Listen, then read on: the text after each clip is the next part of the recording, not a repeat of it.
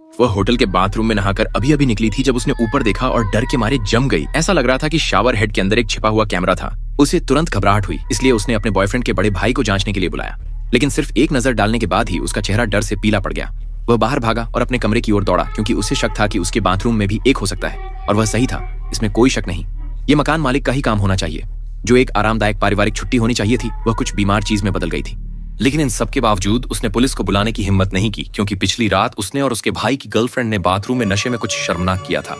अगर पुलिस शामिल हो गई तो वे निश्चित रूप से फुटेज की समीक्षा करेंगे और वह उस महिला को खो देगा जिसे वह प्यार करता था, और अपने छोटे भाई को भी। सोचने के बाद उसने सुझाव दिया कि वे ऐसा दिखाएं जैसे कुछ नहीं हुआ और सुबह सबसे पहले चुपचाप निकल जाएं। लेकिन उसने उसके भावनाओं पर विचार नहीं किया। मकान मालिक को उसे देखते हुए कल्पना मात्र से ही उसे उल्टी जैसा महसूस हुआ। भले ही वे पुलिस को न बुलाएं, वह कम से कम उसे पीटना चाहती थी। लेकिन वह सिर्फ एक विचार था, क्योंकि तभी उसका बॉयफ्रेंड और उसकी पत्नी शहर से लौट आए। उसने जल्दी से उसे चुप रहने की चेतावनी दी, और जब उसका बॉयफ्रेंड अंदर आया तो उनसे मिलने के लिए दौड़ पड़ा। उसने मजबूरी में मुस्कुराया और कुछ नहीं कहा। सौभाग्य से उसे कुछ भी पता नहीं चला, और न ही पत्नी को। उन्होंने सोचा कि वे अगले सुबह चले जाएंगे और सब खत्म हो जाएगा। लेकिन उस रात पत्नी छुट्टी बर्बाद नहीं करना चाहती थी, इसलिए उसने आरामदायक बबल बांथ लेने का फैसला किया। लेकिन स्विच काम नहीं कर रहा था, इसलिए उसने मकान मालिक को बुलाया ताकि वह घर में कदम रखते ही उसे ठीक कर सके। उसे कुछ अजीब लगा। उस महिला की नजर नफरत से भरी हुई थी, लेकिन उसने इसे नजरअंदाज किया, स्विच ठीक किया और जाने के लिए तैयार हो गया। तभी उसने अचानक उसे रोक लिया।